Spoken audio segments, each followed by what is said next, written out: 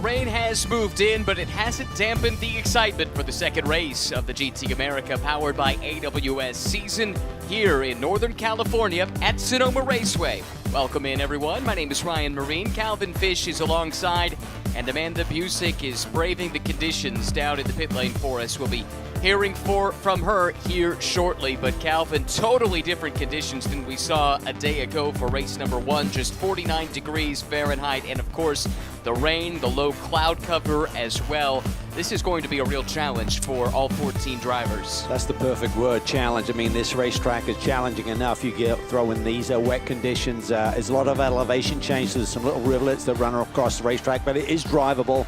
Racetrack has been sealed since last year. That makes it a little bit sketchy, so drivers will have to be on their toes here this morning. They certainly will. So will our Amanda Busick. Amanda, how are the conditions down there on the grid?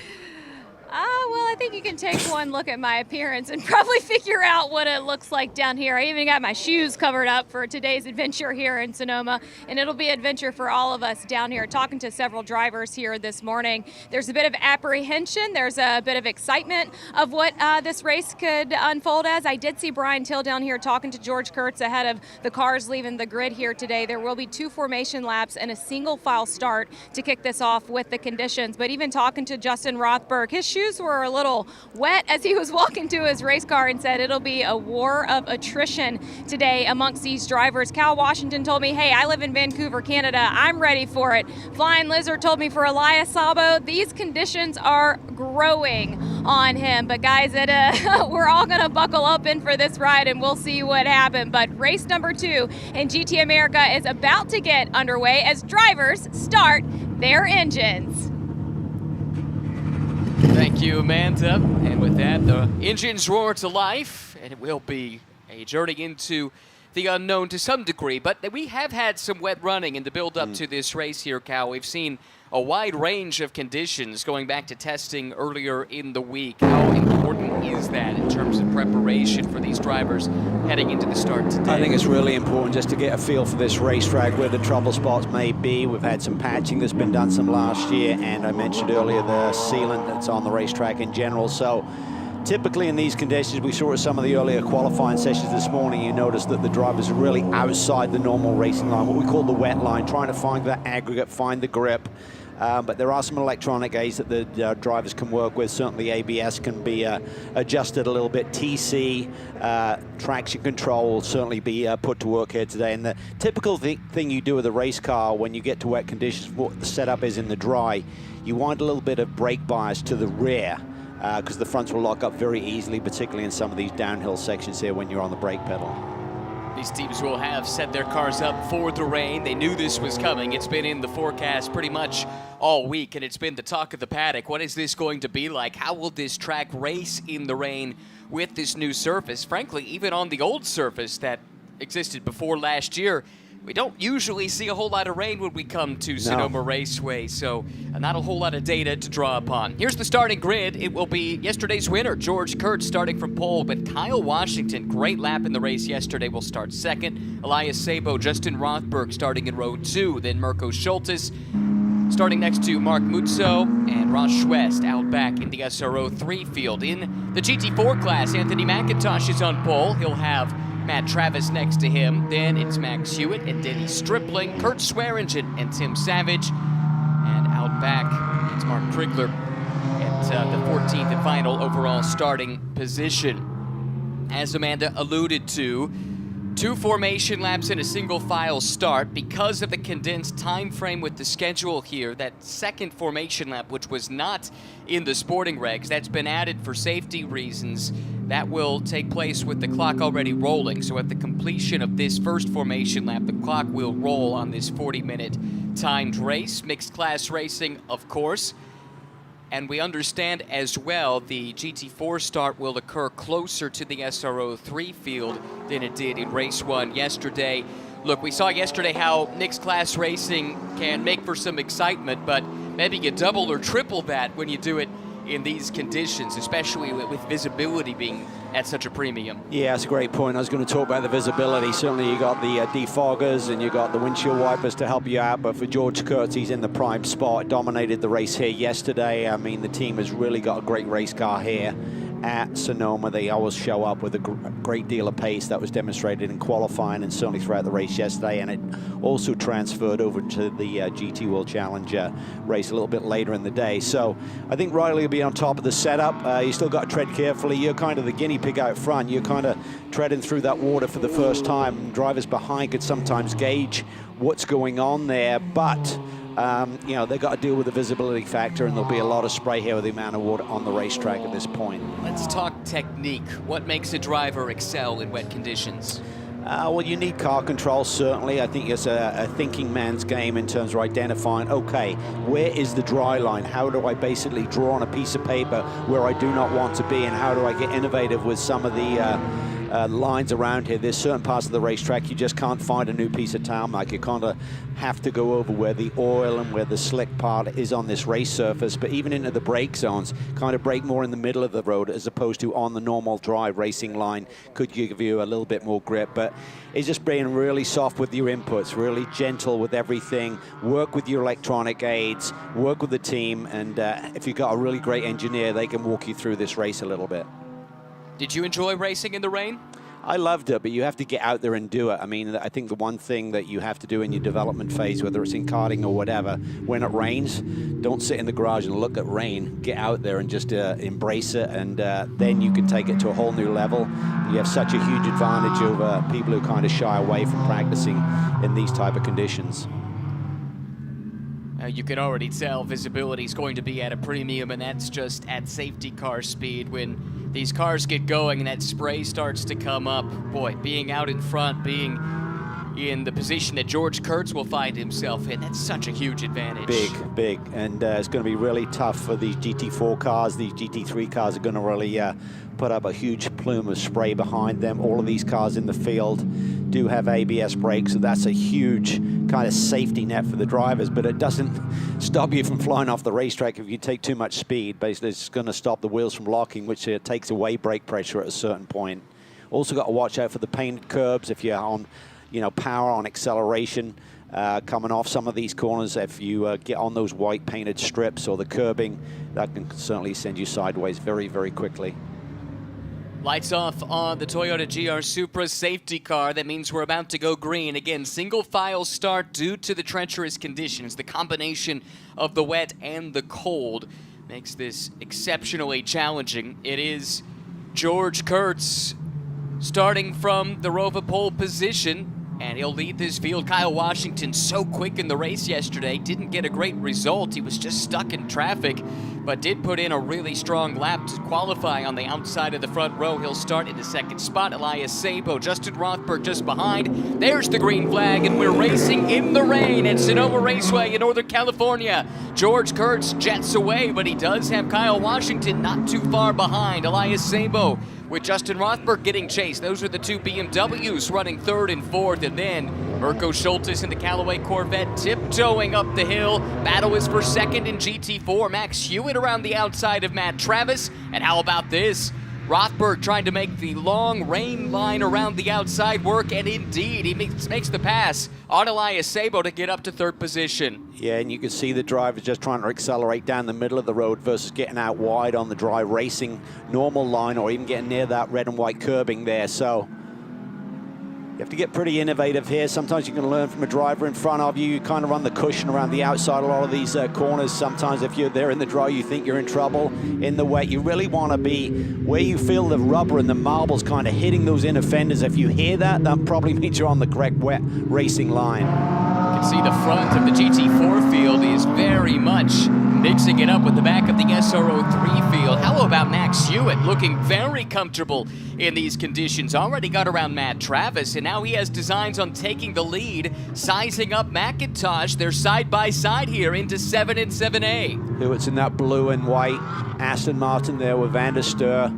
Oh, and that's George Kurtz around from the lead.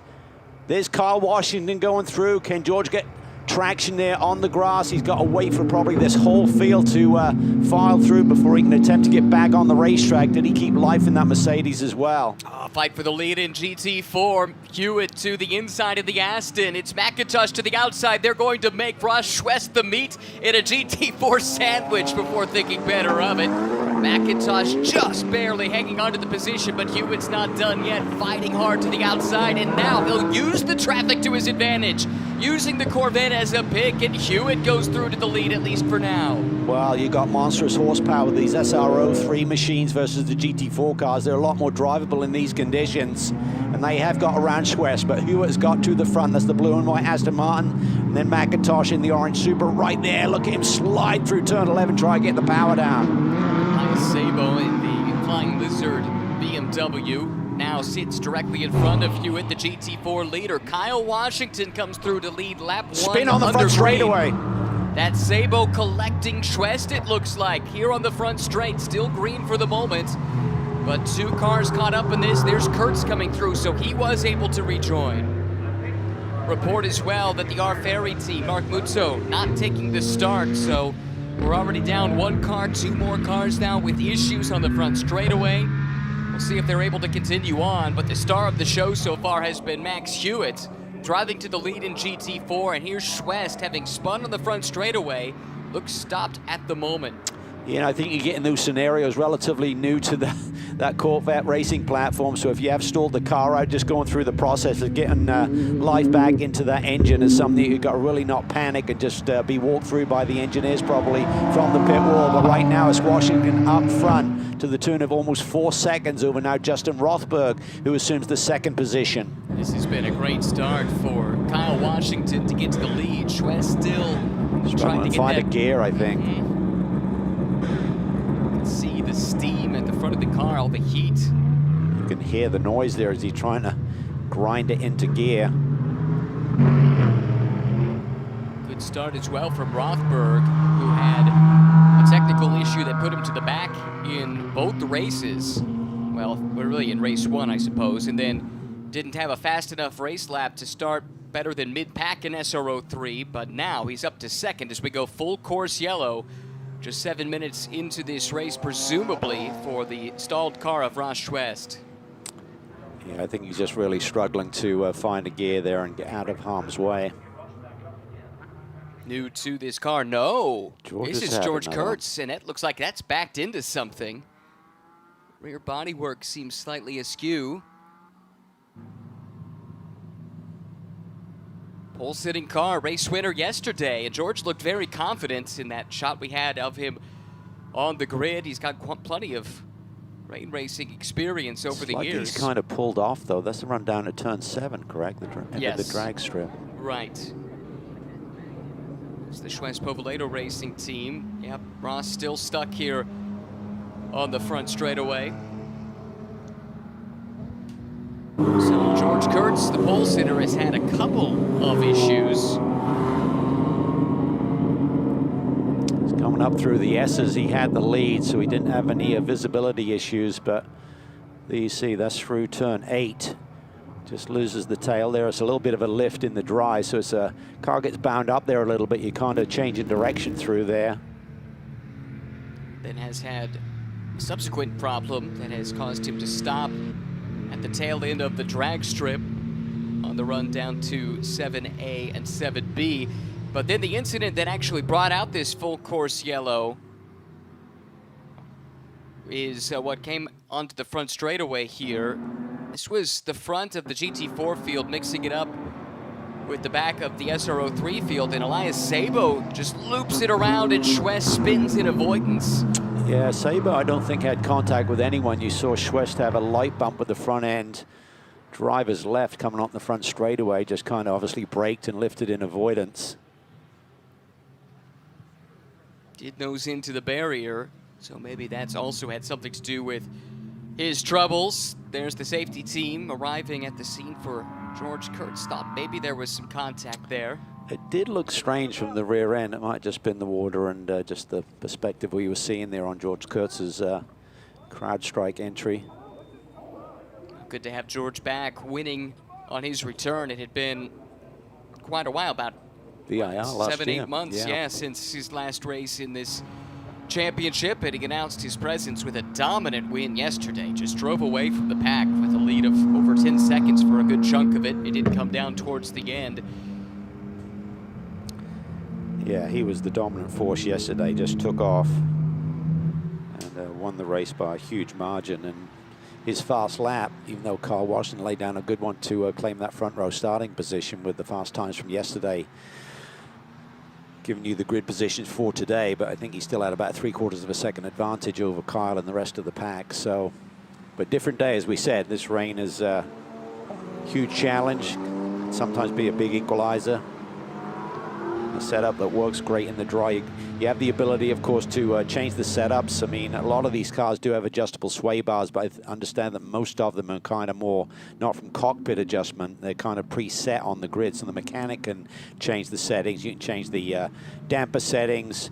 If you really go to work, you can change springs and everything. If you really believe it's going to truly be a wet race, and certainly for this GT America race, there's no way this is going to dry out. So you could throw the kitchen sink at it and put what we call a full wet setup on there to really give you the compliance and the bite that you're looking for in these conditions that don't offer a lot of grip. When you're talking about that full wet setup, what are you doing to make the car more compliant in the wet? You really just want to soften it up. So in the dry, you want more of a firmer platform, so a car will change direction quickly and give you real sharpness. In the wet, you just want something that's a little bit softer, kind of rolls a little bit more, you know, kind of dampens down a little bit when you go to power and squats a little bit. So all of those changes can be made, and certainly these teams, they have the experience to know what to do. 28 minutes, 47 seconds on the clock, still under full course yellow as the cleanup continues. Gives us a chance to check in with Amanda. You trying to stay dry down there?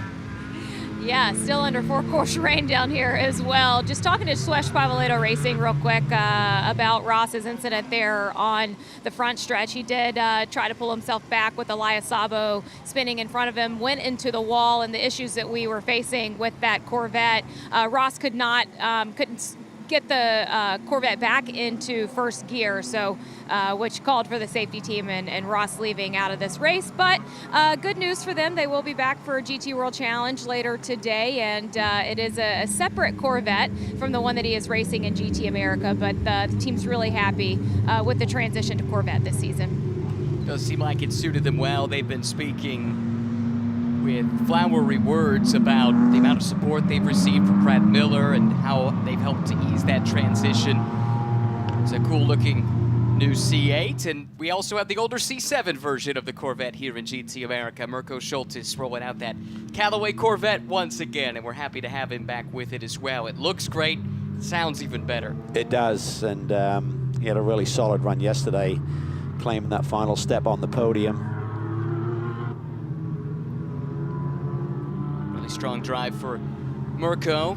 We are down to just 4 SRO3 cars left in this race, so this is a pretty good chance to get a podium if you're Kyle Washington, Justin Rothberg, or Mirko Schultes. Elias Sabo's got some work to do because he's behind all of the GT4 field, and as we saw, especially until you get the tire temps up, there's not a whole lot of performance difference between the two in these conditions. Yeah, I'm not sure if they'll do a class split here and wave Sabo around before the green. We'll have to wait and see how that one pans out. That is true. That is a possibility. How about the start for Max Hewitt, by the way? Third on the grid. I have to assume it's his first time in race conditions in the wet in this car. They have had the testing and practice that we talked about, but the Toyota GR Cup graduate is looking very, very comfortable in the slippery conditions we're experiencing. You could tell he immediately had the confidence, which is a huge factor, and you're just feeling it. And the other thing that you'll find, you know, it's pretty chilly out there today as well, and with the wet weather tire, not only does it have tread to, you know, not hydroplane on like a slick tire would in these conditions, but there's also a lot softer, but it also has to get in its own temperature range. So what you can sometimes find that some snowballs, if you start to push and get the energy in that tire, it can really give you a lot more grip. And that can be a factor as well for someone who's tiptoeing around a little bit. Still working this cleanup here for an incident, well, a couple of different incidents, really. We had George Kurtz pull off. That one we still need to get some answers to, as to what exactly caused the second issue. We had a replay of the first, but then the spin on the front straightaway from Elias Sabo that inadvertently collected Ross Schwest and has taken Ross out of the rest of today's race. GT4 field has been able to emerge unscathed to this point, with Hewitt beating McIntosh, then Matt Travis slipping back to the 3rd spot, but great to have Matt back in the series. Denny Stripling, another great start to drive his way up into 4th in class ahead of Kurt Swearingen and Tim Savage and Mark Krigler. This is Stripling. Lupe Tortilla, the sponsor on that bright yellow machine from Fast Track. Team based in Texas, as is Denny, hence the big Lone Star flag on the roof. Just got word from race control that Elias Sabo will actually start way back there, so he's got his way through this GT4 pack, and I think the reason for that is just the GT4 cars seem to be pretty much on the same pace as the GT3 cars in these conditions. So he's got some work to do, as you said. There's a potential podium there, but he's got to go to work as soon as we get back to green flag racing. Look here at Matt Travis, another Texan, back with NOLA Sport for another go-round. He knows this car, he knows this team so well, having driven with them for many years. And he'll have raced plenty in conditions like this, so certainly someone to keep an eye on. Plus, Porsche is renowned as a brand for being able to perform well when the conditions are wet. Well, you want the weight ideally over the drive wheels. I think these Porsches are more like a mid-engine, but anyway, yeah, they've certainly got the engine way back there over the rear axle, and that sort of like gives you the drive and traction off the corners. And ironically, I think it was NOLA when we last had conditions anything like this. Home track for the NOLA Sport team, of course. Let's go ahead and head to the pits. We've got Amanda standing by with an update. Yeah, I was watching Bill Riley and Colin Brown leave here on pit lane. Talking to the team, they're not really exactly sure what happened with George Kurt. The assumption is that he had a spin on track, but they haven't been able to see a replay yet. But the team has exited here on pit lane, and we'll see George next up at COTA. Also see him in the GT World Challenge race, but yes, that is true. Well, hopefully at COTA. That wasn't one that I had heard was on their schedule, but we'll certainly see him at Long Beach, it sounds like, in GT America. That would be, that is exciting.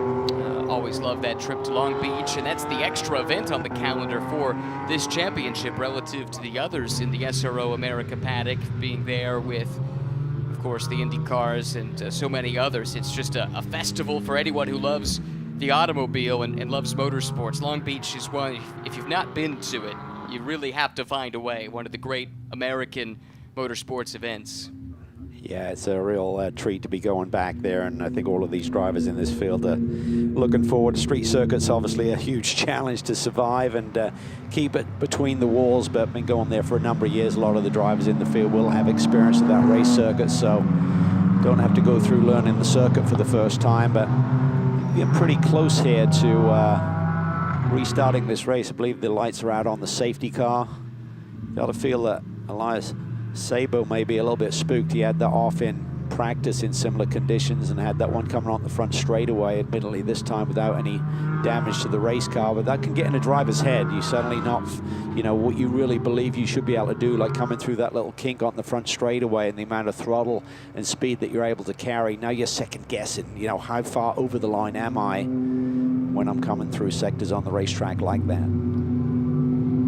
Approaching the halfway mark of the race, much of it has been spent behind the safety car, but we are closing in on the restart now. Kyle Washington finds himself in the enviable position of leading the field to the green. He'll have the clear windscreen relative to everyone behind him, but Justin Rothberg, who was aggressive at the start, he'll be there giving chase. Then the veteran Mirko Schultes in third. The leader of GT4, Max Hewitt, who I've been reminded just did some GT4 racing in Europe in the GT4 Winter Series over the past couple of months and got some wet weather experience there. He's putting it to good use here at Sonoma Raceway. He leads in the GT4 class, but Kyle Washington arrives in the VP acceleration zone, puts the loud pedal down, and jets out to a big lead over Rothberg, coming to the green flag with 20 minutes, 30 seconds to go.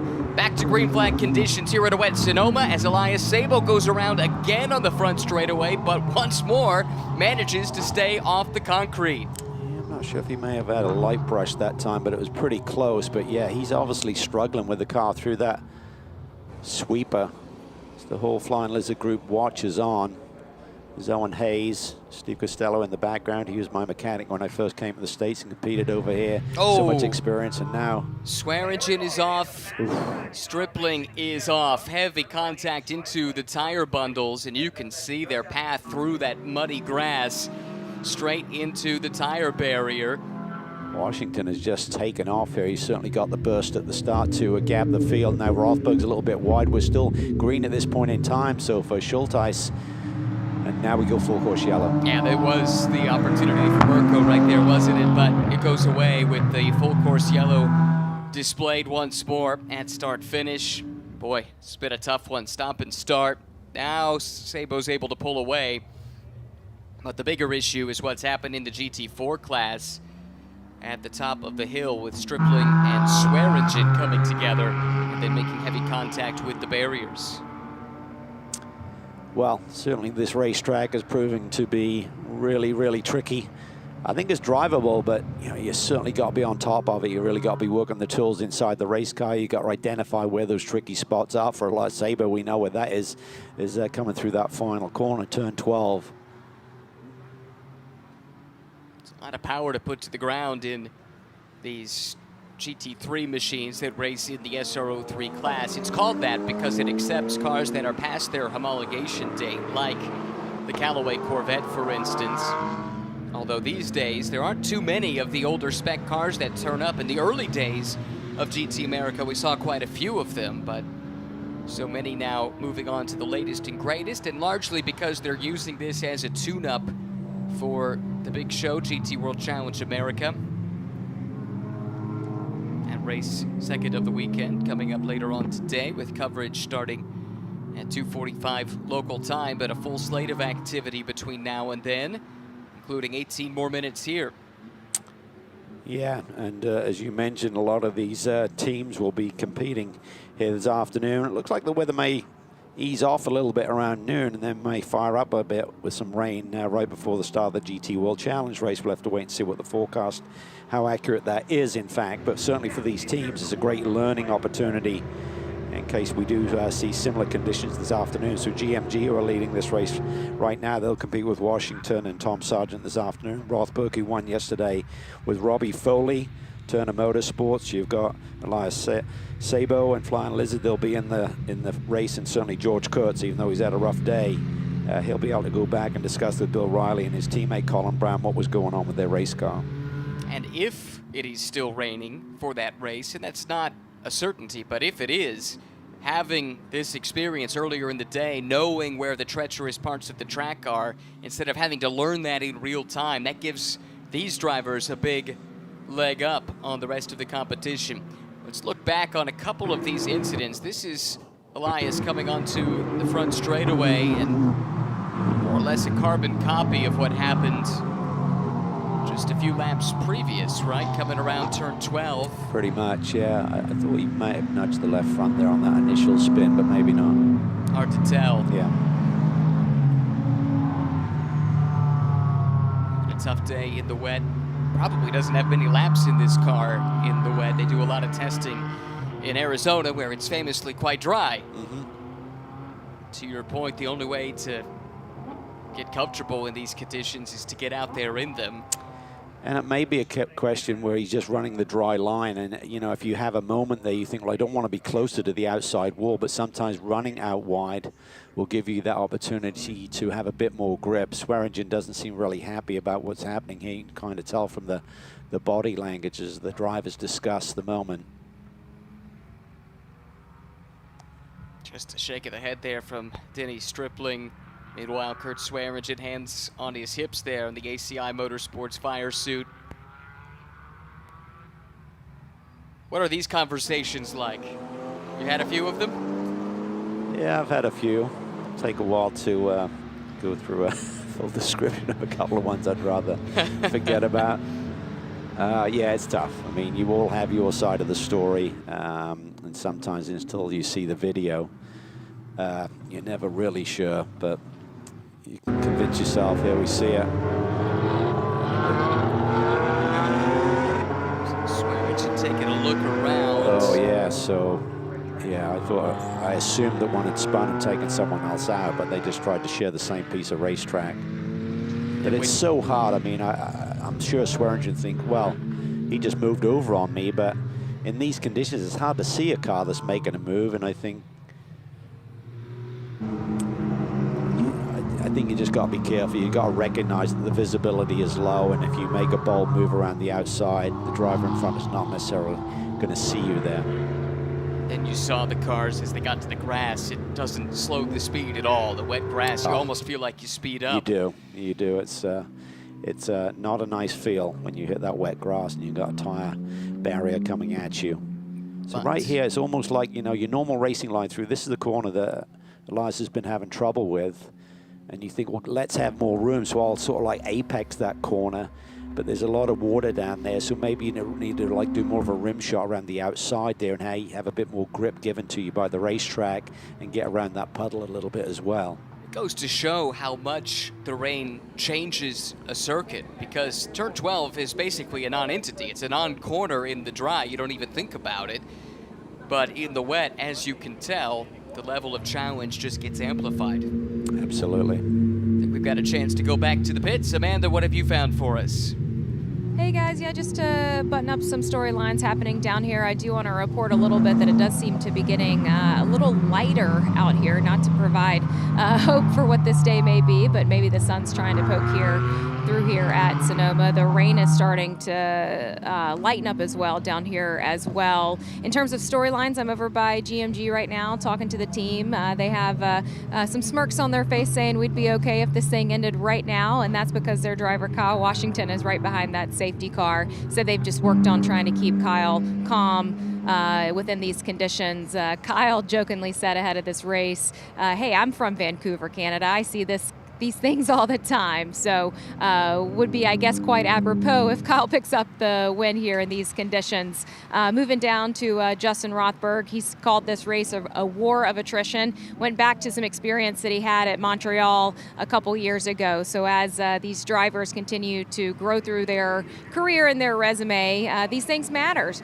And walking away with the skill in this race as well. But yeah, a lot happening down here. Drivers hoping that this thing gets back to green, but we'll monitor and see what happens. Thanks, Amanda. Yep, hope we get a chance to get some green flag laps in. Cleanup still continues. That tire bundle was moved quite a distance, and imagine that will take some time to rectify. Still, though, 12.5 minutes on the clock. Look here at Tim Savage from Naples, Florida. Pro Sport Competition, the team behind this operation based out of the Indianapolis area. Good to have Tim back in the GT4 ranks this year, ran most of the season last year in his GT3 Aston, and he has intentions of getting back to that eventually. And Mark Krigler, haven't talked about him a whole lot at this point, but driving for the Paradigm Performance Engineering team. It's very limited SRO experience. It goes back to when SRO did a winter series out at the Thermal Club over the winter of 2019 into 2020, and he did some racing there for GMG. So has lots of track day experience and club level experience, but making a step into the pro category here in GT America. Just looking to gain as much seat time as he possibly can here in this GT4 Porsche. I think, unfortunately, Ryan, these conditions are getting worse. I mean, the water to me is getting deeper. Cars are not running at pace to kind of clear the racing line at least. So if we do see any more green flag action with just over 11 minutes to go, I think the drivers are even got to adjust further to make sure they don't make another mistake. See the amount of spray underneath the cars right now. That water's getting deeper and deeper. You're going to get to a point that even with the wet weather tires on that they obviously are all equipped with, if the volume of water gets too much for the depth of the tread, you can still get up on top of the water and hydroplane a little bit. Yeah, we've seen that over the years, as good as tire manufacturers like Pirelli are at creating tires that will displace that water and give you grip even in difficult conditions. You get to a point where there's standing water and there's nothing that even the best rain tire can do. And one of the challenges of a place like this, you have all that elevation change, and we all know that water starting at a high point will find a low point, and that's where you'll start to get some puddles, or even worse, you get some rivulets that start to flow, and that can cause some really dangerous conditions. And that's what race control surely will be keeping an eye on, to make sure that if the race resumes, it does so in conditions that are safe, first and foremost, and conducive to putting on a good race. Totally agree on all of that, and I think what the drivers can do, even though you're running at relatively low pace here, is just explore the racetrack a little bit. You know, find a little gap, just go through one corner a little bit more on pace, and just see if you can work with the tools inside the car. I think you also got to be thinking about, you know, maintaining that tire temperature as well. So you typically do that on any formation lab when you don't have tire warmers, just trying to generate some tire temp up through the braking system, into the upright, into the wheel, and then into the tire itself. So you can't afford to fall asleep here, otherwise you're going to have a car that's not going to feel real good when it's suddenly green flag and you hit the loud pedal. So to recap, if you're just joining us, this race started in wet conditions, and George Kurtz had the pole position but had a spin right away. Kyle Washington got through to the lead, then a spin a little bit later on in the first green flag lap brought out the first full course yellow. An incident on the subsequent restart has us under the second full course yellow, and we continue behind the safety car here as work continues on the tire barrier that was moved in that incident that brought out this safety car period. 8.5 minutes to go. Let's check in now with Amanda, who's got more for us from the pits. Hey, Ryan, yeah, it sounds like drivers are having a time out there as well, talking with NOLA Sport, with Pav and Dinty, on how Matt Travis's experience is going. What are you hearing from Matt on the conditions out there?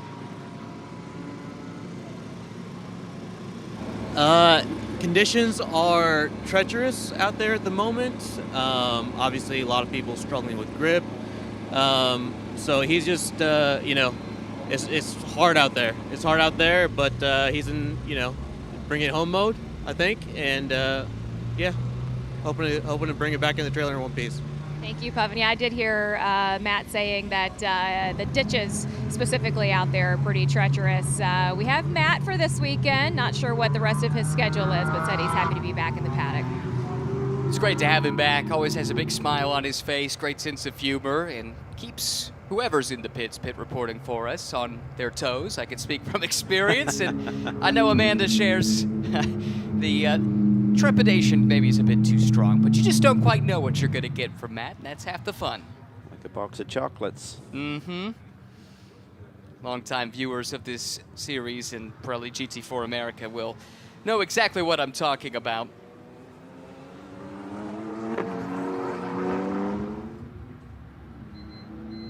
Just getting down to final 7 minutes. Looks like still a lot of work to do to get the tire barrier replaced. And as you noted, Calvin, conditions certainly aren't getting any better here at Sonoma. Hate to see it.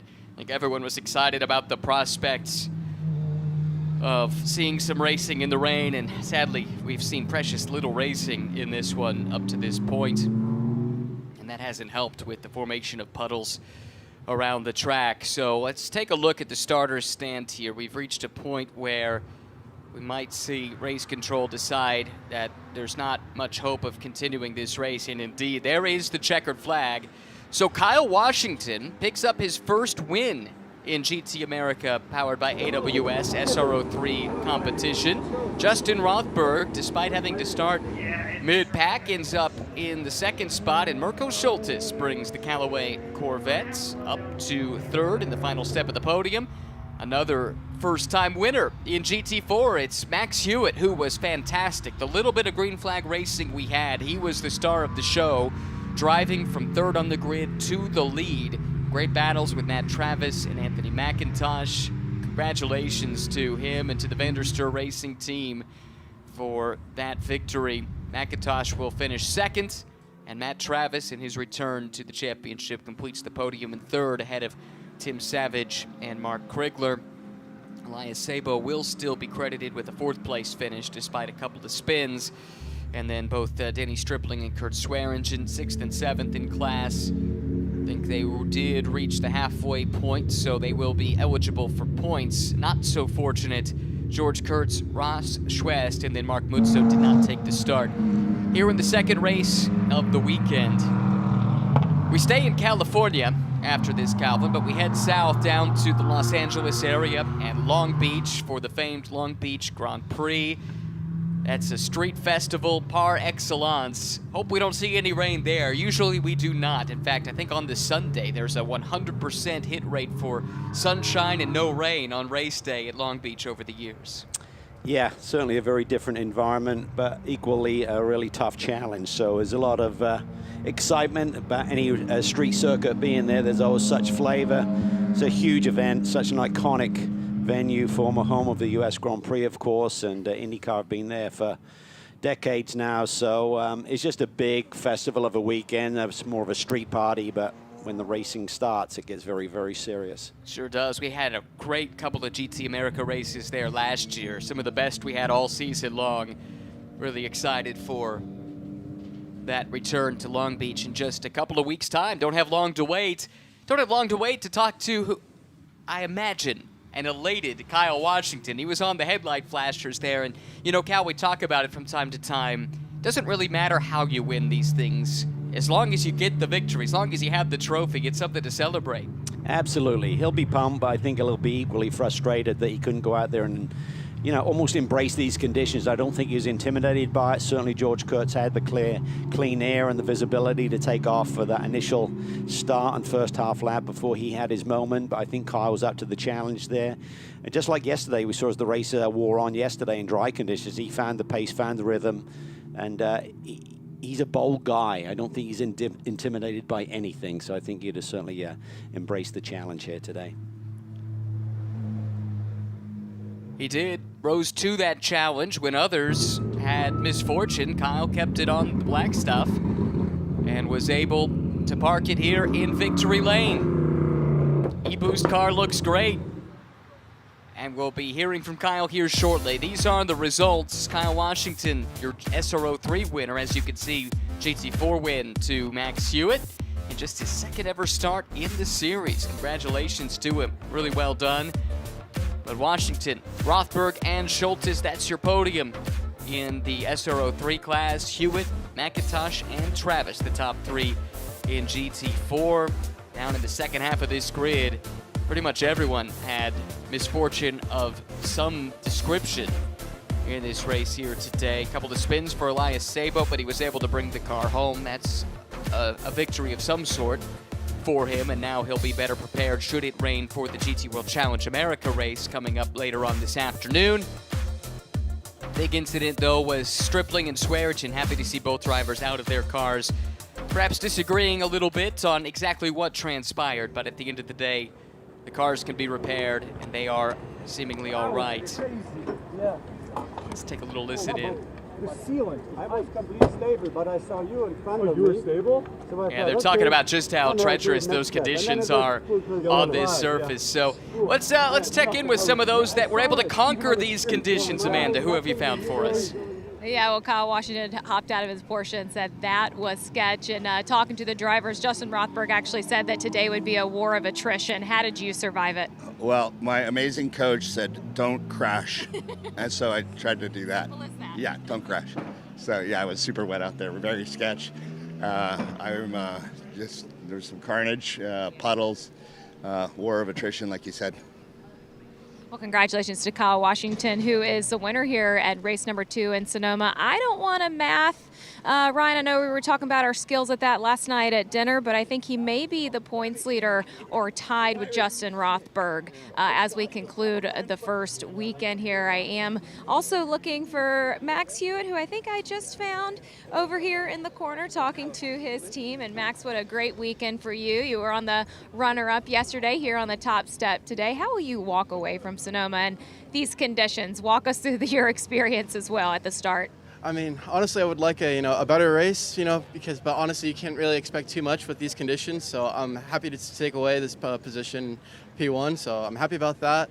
Wish I could have gave Tony a proper race, but there's always the next race where I can really give him a challenge. But now I'm pretty happy with the way how this debut went. So can't really say anything too negative about it. And as they say, a win's a win. Exactly, a win's a win.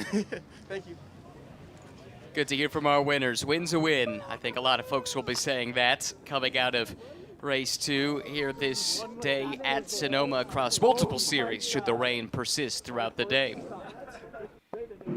Well, let's look back on a rain-soaked race 2 of GT America powered by AWS at Sonoma Raceway. George Kurtz led the field to the green, but his lead would be short-lived. This spin coming onto the front straightaway took out Ross West's Chevy Corvette. Elias Saba was able to continue on from there. Then we did get restarted, or actually before we did, George Kurtz had another issue spinning, and that took him out of the race. Race 1 winner was done.